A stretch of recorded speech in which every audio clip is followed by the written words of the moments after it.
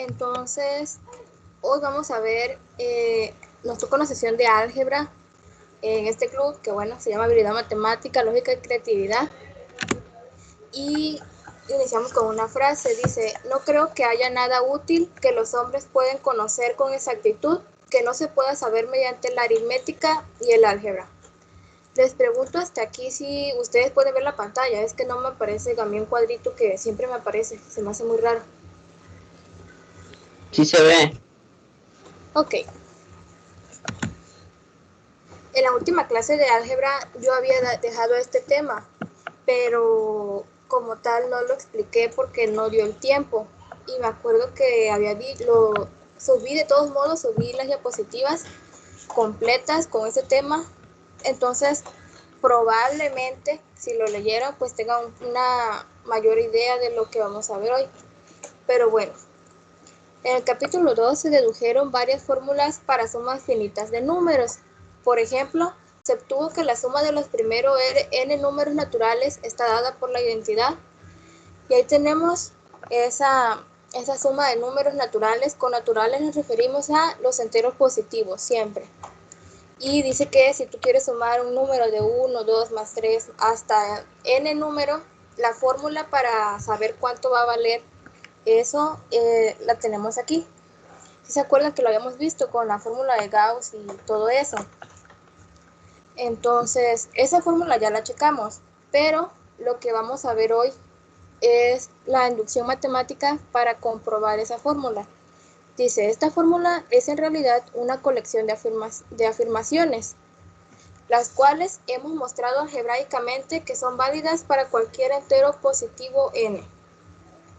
La validez de esta serie de afirmaciones se puede comprobar utilizando lo que se conoce como el principio de inducción matemática, que es lo que desarrollaremos en este capítulo. Para que se den una idea, la inducción matemática es como una técnica o un principio, en este caso, que nos dicta qué tenemos que hacer si queremos demostrar una afirmación. Es algo de mucha utilidad porque hay muchos problemas que son de demostración, por ejemplo, en las Olimpiadas, en la segunda etapa, y cosas así. Entonces, para demostrar, lógicamente hay varias maneras, siempre hay pues dos, de una que se refiere al problema, que tú lo analices hasta que logres comprobarlo, pero la inducción matemática es como una ley general que puedes utilizar para comprobar cualquier problema, aunque se va lógicamente a desarrollar de una manera un poco distinta. Dice que el principio de inducción matemática asegura que una sucesión de proposiciones, que tenemos preposición 1, preposición 2, preposición 3, son todas ciertas, sí, y tenemos dos puntos. La primera es que, y las dos se tienen que cumplir para que esto sea verdad. La primera dice que la afirmación o la proposición 1 es verdadera. Y el segundo punto es que la preposición K implica que la preposición de K más 1 es verdadera. ¿A qué nos referimos con esto? Si tú tienes como que varias preposiciones, la K se le da a un... No es que literalmente vaya a ser una K, sino se refiere al orden que tiene. Por ejemplo, si es la quinta preposición, la K equivaldría a un 5. Si es la sexta preposición, la K equivaldría a un 6. Entonces, así se va llevando. Y implica que la preposición de K más 1 es verdadera. Quiere decir que para demostrar que eso es cierto, primero tienes que demostrar que la preposición 1 es verdadera y después que la preposición que está antes de la que quieres demostrar es verdadera e implica que la otra también, que la siguiente también. Lo vamos a ver con un ejemplo para que sea mucho más sencillo. Pero bueno, aquí dice que esta última afirmación, o sea, esta, se puede garantizar que es verdadera suponiendo que PK es verdadera y mostrando la veracidad. Aquí entra la inducción. O sea, tú dices, ¿yo cómo puedo demostrar que PK implica que PK más 1 es verdadera? Pues lo que voy a hacer es que voy a suponer, literalmente voy a decir, esta es verdadera. Y a partir de ahí voy a empezar a desarrollar esta. Y si yo demuestro que esta se cumple, suponiendo que esta sí, todo esto queda demostrado, y si también la 1 la demostraste, significa que toda ese conjunto de proposiciones o de proposiciones son verdaderas.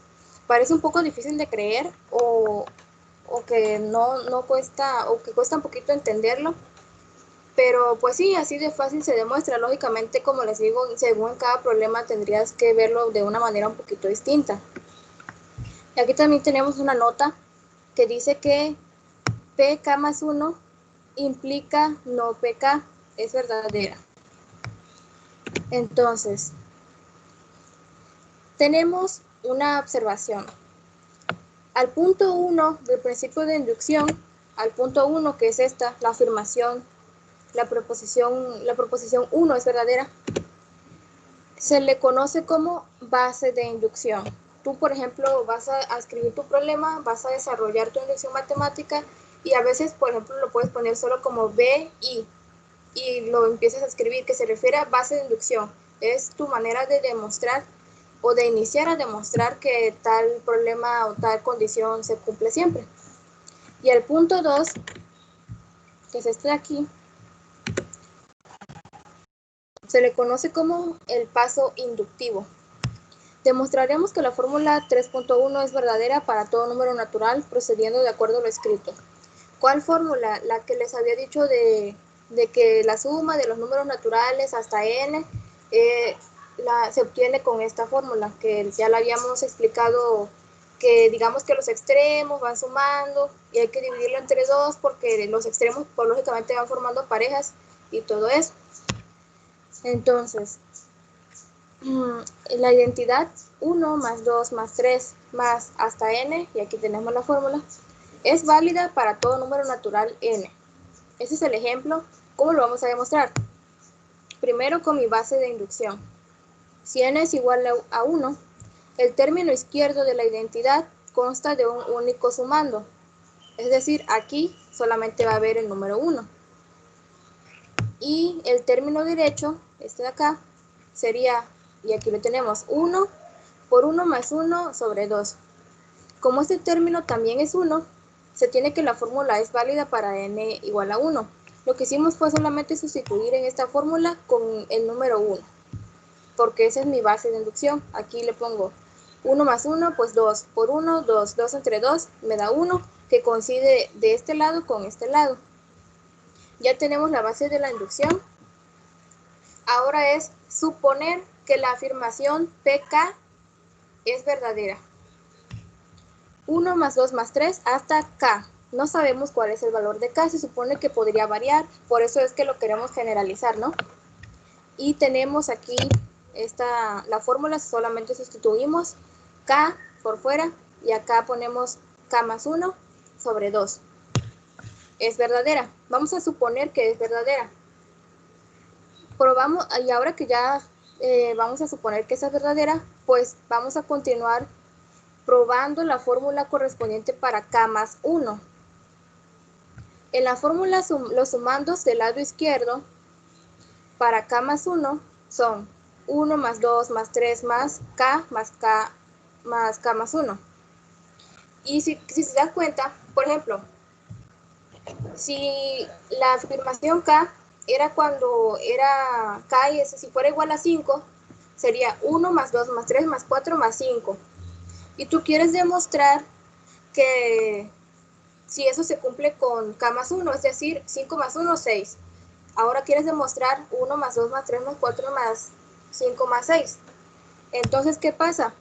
Que básicamente tenemos la suma del 1 hasta el 5, la de K, más el número que sigue.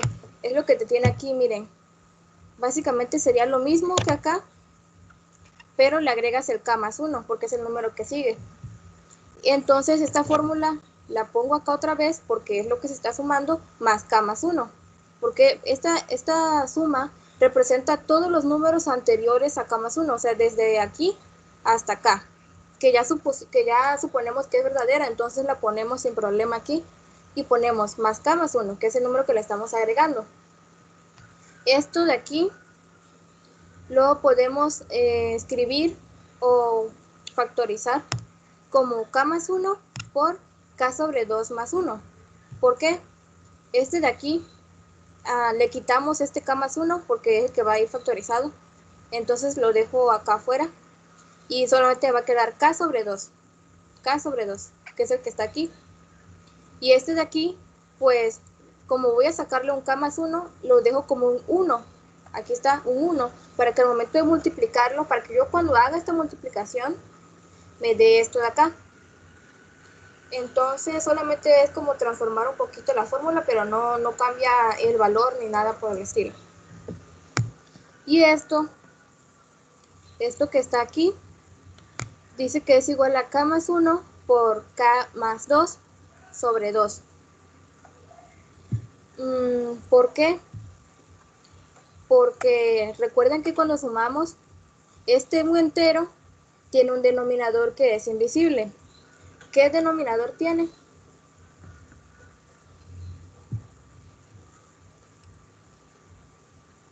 Si yo lo quisiera escribir como fracción, el 1 es 1 sobre 1. Eso es lo que me dice aquí.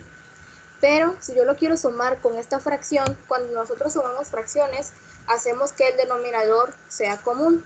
En este caso, el denominador común de 1 y 2 sería 2. Entonces tengo que multiplicar el numerador, que es 1, por 2. Entonces esto me quedaría como k sobre 2 más 2 sobre 2.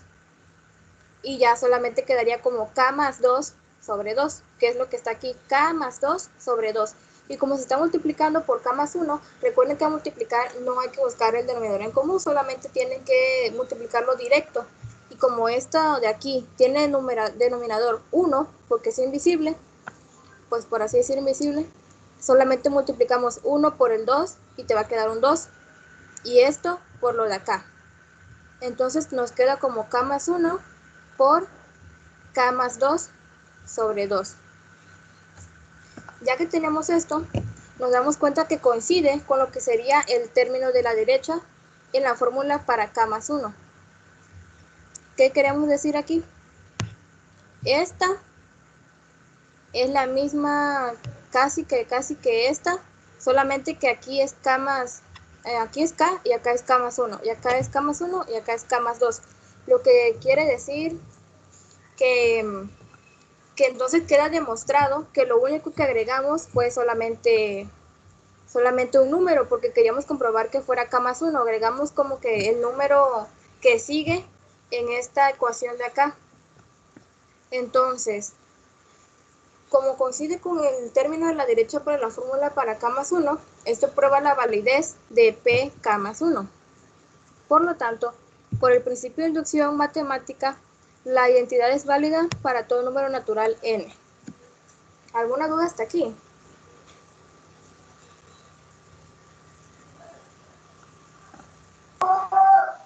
Oh. Hasta ahorita no. Ok. Entonces, sí, creo que esto fue solamente desarrollar, bueno, sustituir también aquí, fijarte de esto y ver que esta es la misma que esta de acá. Nada más que aquí es k más 1 y acá es k más 2. Pero eso es porque ya dijimos que demuestra que significa que estamos sumando el número que sigue. Estamos incluyendo el número que sigue en la ecuación de acá, lo cual nos coincide perfectamente. Tenemos otro ejemplo que dice el número n al cubo menos n es un múltiplo de 6 para todo número natural n. Cualquier número natural, es decir, entero positivo. Lo primero que hacemos es la base de nuestra inducción. Si n es igual a 1, entonces n al cubo menos n es igual a 0, que eso es múltiplo de 6. ¿Por qué? Porque 0 es igual a 6 por 0. Recuerden que cuando decimos que un número es múltiplo de otro, se refiere a que un número multiplicado por ese número podemos obtener lo que queremos. En este caso queremos un 0, entonces al 6 hay que multiplicarlo por 0. Y si te da, entonces técnicamente es múltiplo. Entonces el 0 sería múltiplo de todos los números, ¿no? Sí, de todos los números reales. Supongamos que k al cubo menos k es múltiplo de 6. Lo que hicimos solamente fue cambiar la letra para comparar, por así decir, comparar estas dos. Si esta se cumple, lógicamente esta de acá también se cumple. Entonces, ¿qué hacemos aquí? Decimos que esta es real, es múltiplo de 6, lo estamos diciendo. Entonces, significa que el k al cubo menos k es igual a 6r. ¿Por qué? Porque yo les dije que para que un número sea múltiplo, estamos hablando de que el 6 se está multiplicando por otro número cualquiera. En este caso, si es múltiplo, se puede expresar así, 6r. Por ejemplo, si este resultado de aquí me da 12, ese 12 sería igual a 6 por 2, 6 por r. Si este número de acá me da 18, sería 6 por 3 y r va variando, puede variar para algún entero r. Eso sí, queremos que sea un número entero, porque si es un número decimal, esta multiplicación va a ser decimal y esta resta no va a ser entera, entonces no estamos buscando eso. Demostremos que la afirmación para k más 1 es verdadera.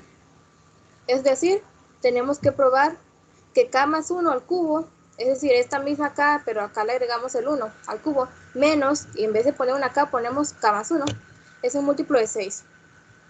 Ahora bien, lo que hacemos aquí, esta es la misma ecuación si se dan cuenta, solamente es desarrollarlo. En este caso, aquí tenemos que está al cubo, entonces lo que hacemos es el primer término al cubo más 3 veces el cuadrado del primer término por el segundo, pero como el segundo término es un 1, pues no afecta nada, no lo vamos a poner. Más 3 veces el primer término por el cuadrado del segundo, pero como es 1 no afecta, solamente lo dejo como 3k. Y el cubo del segundo término, que en este caso es 1, así que 1 al cubo es 1 por 1 por 1, que me da 1. Y esto que está aquí solamente es el desarrollo de esto de acá. Menos k menos 1, ¿por qué? Porque le quitamos los paréntesis. Menos por más da menos y menos por más da menos. Así que quedan como negativos.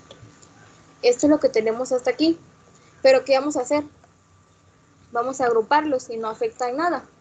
Tenemos a los que tienen coeficiente 1, es decir, los que tienen un 1 aquí al lado, que lógicamente es invisible en este caso, pero sabemos que ahí está. Tenemos el k al cubo menos k, que es esta de acá. Aquí está. Y ahora vamos a agrupar los que tienen un coeficiente de 3 y los vamos a factorizar.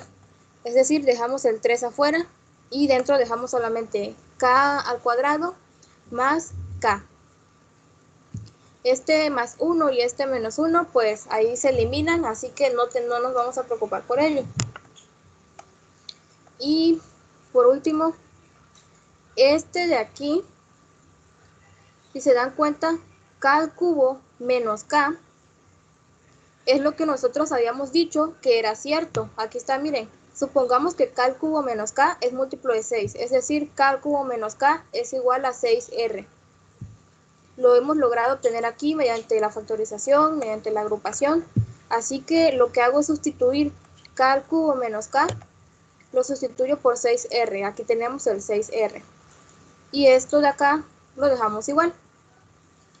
Pero aquí hemos usado, y aquí como aquí dice, se ha usado la validez de P y de PK, de la proposición K. Como dijimos que es cierta, lo que hacemos es sustituir. Dice, como K cuadrada más K es igual a K por K más 1, es el producto de números consecutivos. Si se dan cuenta que podríamos factorizar técnicamente, esto que está dentro del paréntesis lo podríamos factorizar, quedando la K afuera y quedaría K más 1. Entonces aquí tenemos que es un número, digamos que si K fuera 5 por K más 1, que sería 6. 5 por 6. O si fuera 7, sería 7 por 8. O 10 por 11. Siempre va a ser un número, siempre el producto van a ser de números consecutivos. Siempre va a estar uno al lado del otro. Y cuando tenemos números consecutivos, sabemos que uno es par, porque no puede haber dos números que estén seguidos donde no hay un número par. O sea, solamente piénsenlo, 1, 2, 3, 4, siempre va un par, un impar, un par, un impar. Entonces, 1 es par lo que significa que k cuadrada más k es par, porque cuando tú multiplicas un número por un número par, obtienes un número par. Entonces, 3 por esto de aquí que dijimos que es par, es múltiplo de 6. ¿Por qué?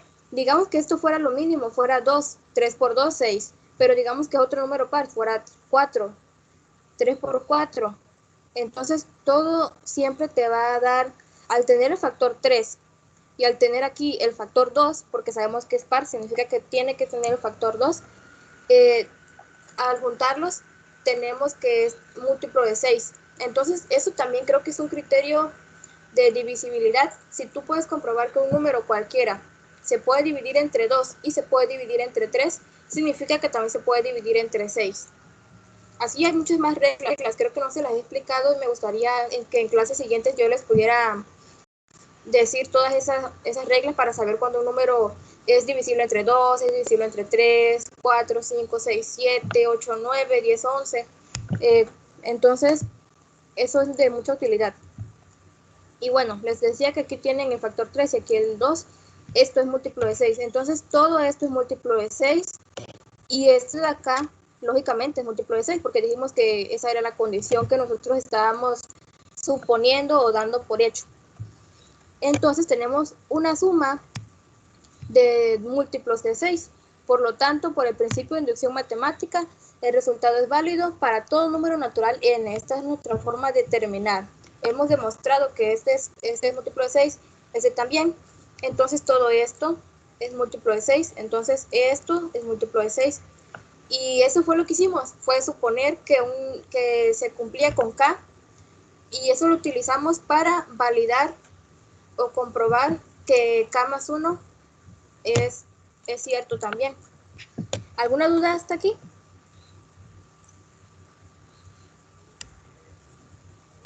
No. Muy bien. ¿Han visto esta imagen alguna vez? Sí, en la torre de Hanoi. La torre de Hanoi. A mí siempre me ha llamado la atención porque nunca supe, o bueno, cuando era más chica no tenía idea muy bien de cómo funcionaba, cuál era el chiste. Y es como un juego, pero lo vamos a ver según la leyenda, porque hay una leyenda. Dice una leyenda de Brahma, no sé si lo pronuncio bien, lo siento si no lo pronuncio bien, según yo sí, que al crear el mundo, es decir, que en otra cultura, este es el Dios que creó un mundo, que sería la Tierra, y situó sobre la Tierra 3 varillas de diamante. Aquí tenemos varilla 1, varilla 2, varilla 3 y 64 discos de oro. Aquí, lógicamente, por comodidad, no ponemos las 64 figuras, pero sí ponemos como 9 discos que están aquí. La leyenda dice, ¡ay! ¿Qué pasó? La leyenda dice que los discos son todos de diferentes tamaños e inicialmente fueron colocados en orden decreciente de diámetro sobre la primera de las varillas.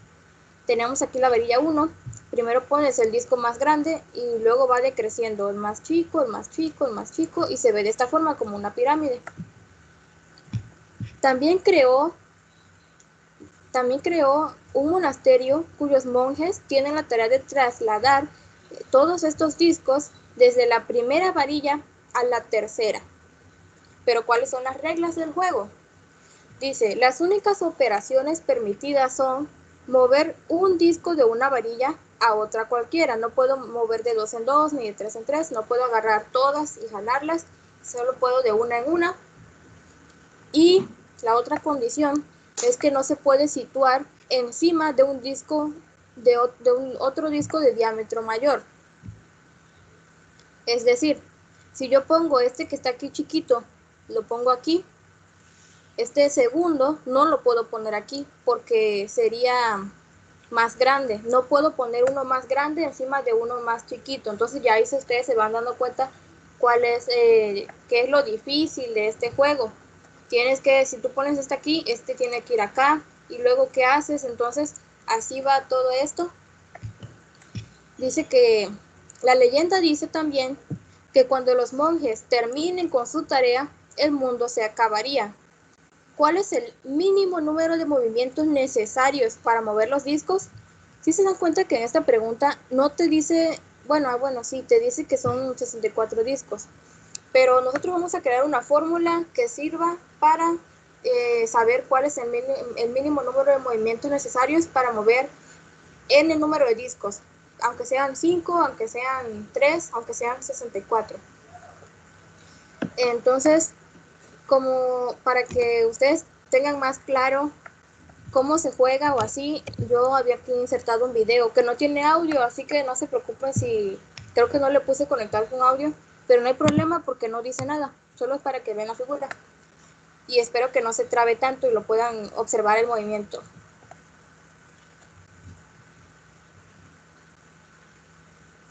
Ahí pueden ver cómo no puedo poner uno más grande encima de uno chiquito, tengo que ir así.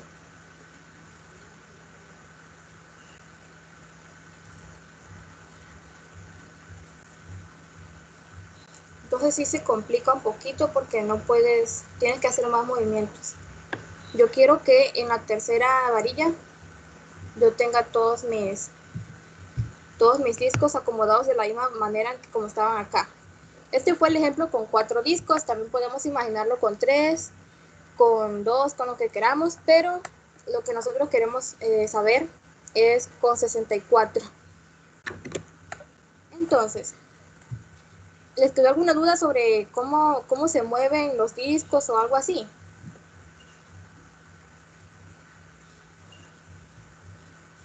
No. Ok.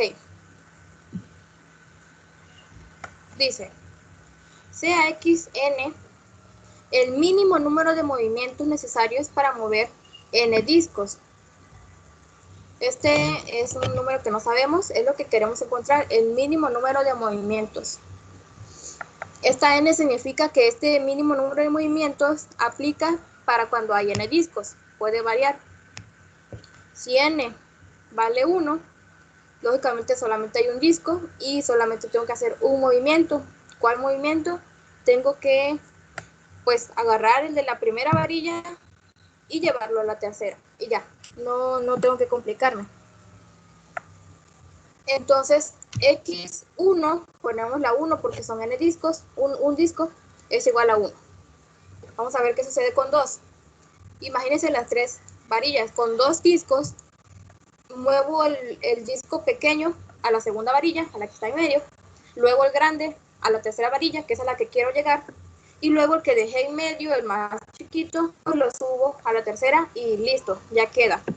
Entonces tenemos que x2, x cuando hay 2 discos, es igual a 3. Esos son los mínimos movimientos que me quedan hacer. Con 3 discos, el problema comienza a ponerse interesante.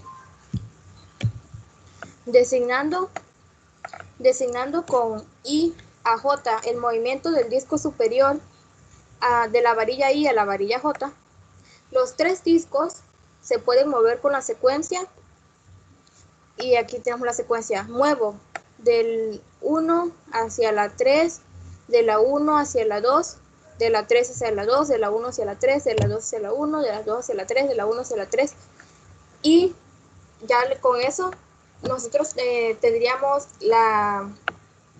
con esos movimientos nosotros tendríamos la pirámide en la tercera varilla. La pasamos de la primera a la tercera con todas las reglas.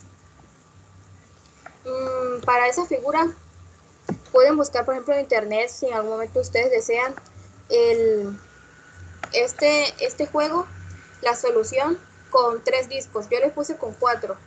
Con 3 ustedes pueden ver que los movimientos son estos. Lógicamente, si son hechos por un algoritmo o una máquina, porque si están hechos por una persona, a veces nos confundimos y nos trabamos, entonces terminamos haciendo movimientos de más. Entonces, digamos que los mínimos para cuando hay 3 discos son 7 movimientos. Y ya tenemos 3 datos. Entonces observamos la secuencia obtenida. 1, 3 y 7. Se puede notar que sumando 1 a cada término se obtiene potencias de 2 consecutivas. Si a 1 yo le sumo 1, le queda un 2.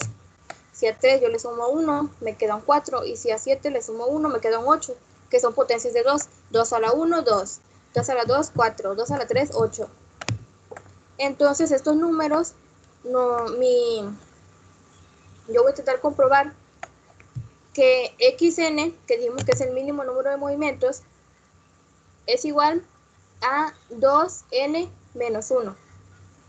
Porque dijimos que son potencias de 2 menos 1. Para probar esta conjetura por inducción, solo nos falta el paso inductivo. ¿Por qué la base de la inducción ya no? Porque ya comprobamos que se comprueba con 1. Probamos que si, lógicamente, x es igual a 1, 2 a la 1 es 2, menos 1, 1, que es el resultado, el número de movimientos mínimos. Entonces ya tenemos ese resultado. Faltaría probar por el paso inductivo. Supongamos que xn es igual a 2 a la n menos 1 movimientos. Y veamos qué ocurre con n más 1 discos. ¿Qué hicimos aquí? Establecimos que esta es real. Dijimos, ok, yo voy a suponer que esa es real. Y lo que voy a intentar hacer ahora es comprobar qué pasa con n más 1 discos. Entonces, los n discos superiores, es decir, si yo tengo mi torre, hay un disco que me va a quedar hasta abajo, el más grande. Todos los demás, los más chiquitos, ya comprobamos, o bueno, más bien hicimos la suposición de que de que los movimientos mínimos los obtenemos con esta fórmula. Solamente nos falta qué pasa con el último disco. Entonces no tenemos que hacerlo ni experimentarlo, solamente usamos la lógica y decimos. Entonces dice, los n discos superiores, o sea, todos menos el último, por la hipótesis inductiva, se pueden mover a la segunda varilla en 2 a la n menos 1 movimientos. Porque yo ya había dicho que los n discos se pueden mover con esta fórmula, pero en este caso me falta el de abajo. Entonces voy a necesitar más movimientos. ¿Cuántos movimientos más? Ahorita lo vamos a ver. Lo que hago es que con el disco mayor, que es el que me queda abajo, ya cuando todos los demás los moví a la segunda, el disco mayor lo voy a pasar a la tercera. Lo voy a pasar a la tercera para ya empezar a construirla en la tercera. Y ya que yo la pasé a la tercera, pues ya hice un movimiento. Entonces tenemos que primero necesité, para pasar n discos a la segunda varilla, necesité 2 a la n menos 1. Más 1 movimiento. Este movimiento es del disco grande a la tercera varilla. Y por último, me falta mover esos discos, todos esos discos de la segunda varilla a la tercera. ¿Cuántos movimientos ocupo para eso? Pues ya había dicho yo por mi hipótesis de inducción que también me los hago en 2 a la n menos 1 movimientos. Entonces el número total es este. 2 a la n menos 1 más 1 más 2 a la n menos 1. Esto haciéndolo, sumándolo, quedaría como este 2 a la n más 2 a la n es igual a 2 a la n más 1. Aquí está. Este menos 1 y este más 1 se eliminan. Entonces no los pongo. Y este menos 1 me queda, entonces aquí lo pongo. Esto de aquí es igual a esto de acá. Esa es nuestra comprobación, o bueno, lo que hemos desarrollado sobre qué pasa cuando yo quiero mover n más 1 discos de la primera varilla a la tercera. Ya hicimos una suposición y la utilizamos para comprobarlo. Lo anterior muestra que 2 a la n menos 1 movimientos son suficientes. Ya comprobamos que son suficientes, que con estos movimientos yo puedo pasar de la primera a la tercera todos los discos que yo quiera. Pero ¿es ese el mínimo número de movimientos? O sea, ¿habrá menos movimientos que yo tenga que hacer? También lo vamos a probar por inducción.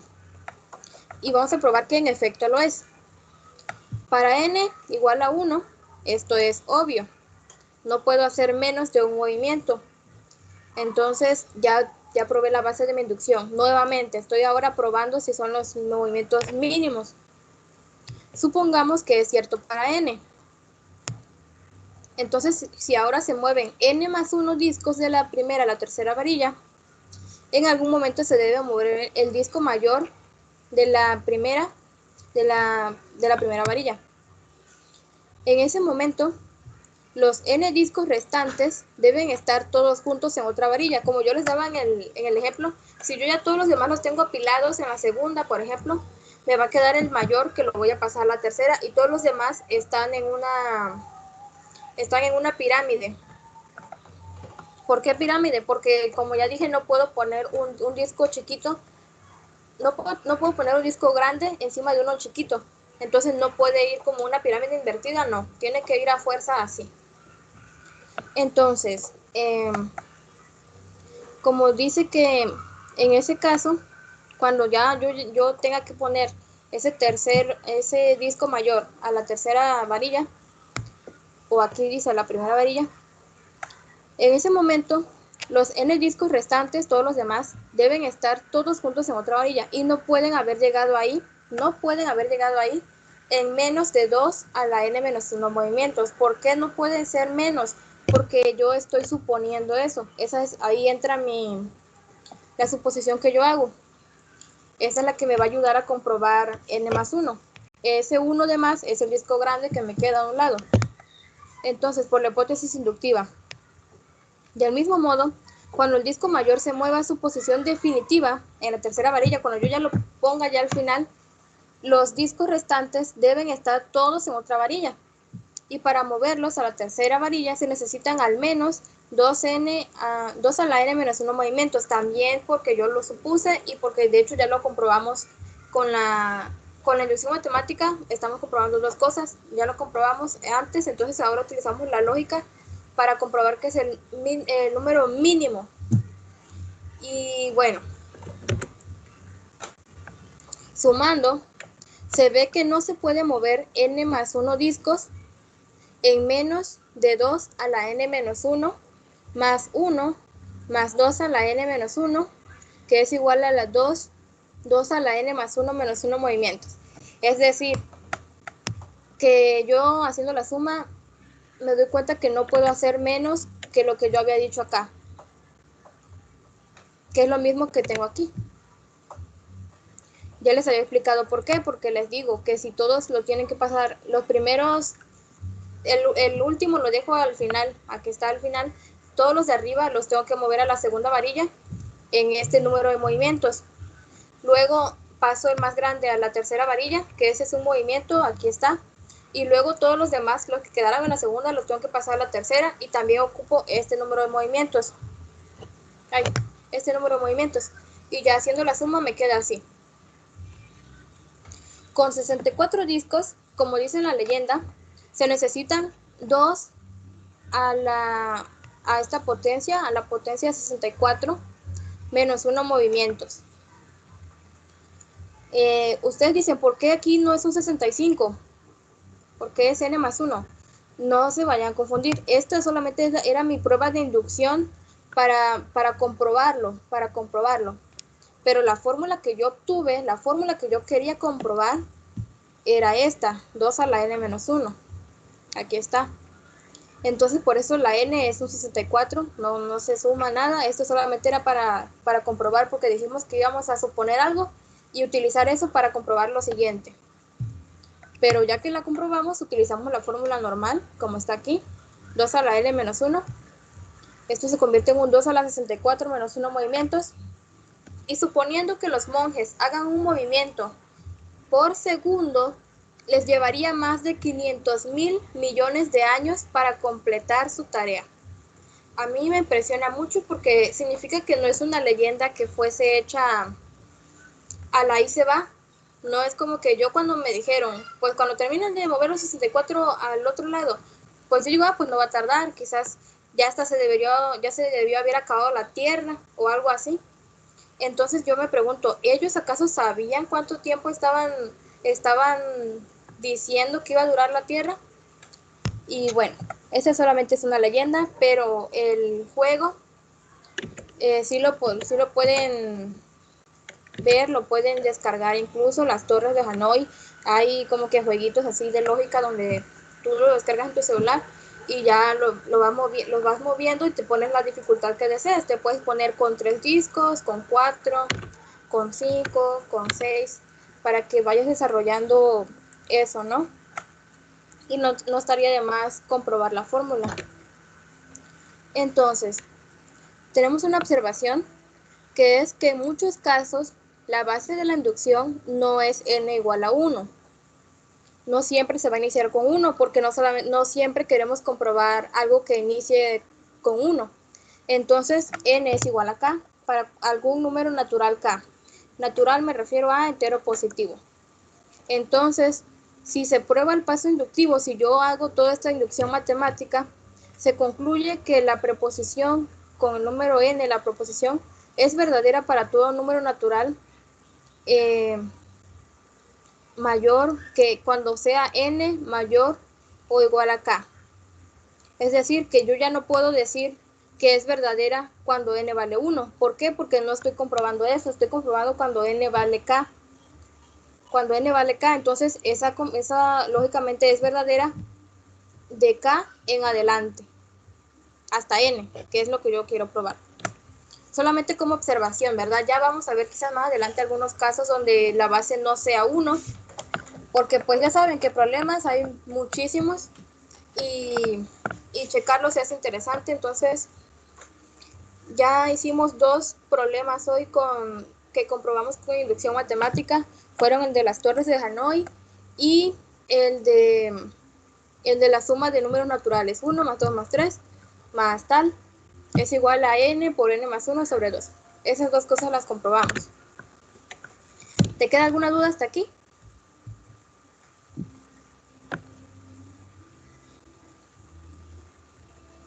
No. Ok. Entonces, no se me vayan a salir todavía, voy a detener la grabación y a descargar la lista de asistencia. Entonces, solamente si tienen alguna duda me pueden contactar a mi WhatsApp o a mi correo. Que gracias y